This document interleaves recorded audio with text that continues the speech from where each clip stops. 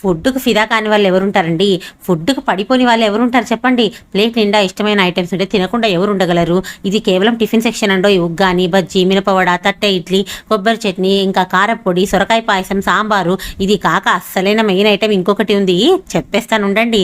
ఇంతలో కాఫీలు టీల కోసం క్యూ కట్టేశారనుకోండి. కేవలం కాఫీ టీ ఒకటే కాదు, బూస్ట్, బోర్న్విటా, హార్లిక్స్, బాదం పాలు, ఎవరికి కావాల్సింది వాళ్ళు తీసుకోవచ్చు అనమాట. మేమైతే బాదం పాలతో సరిపెట్టామనుకోండి.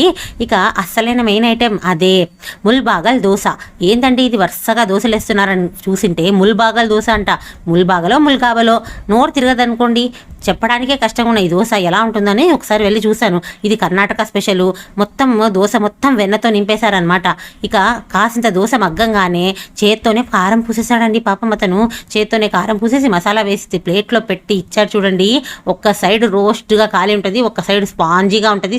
Please like and subscribe.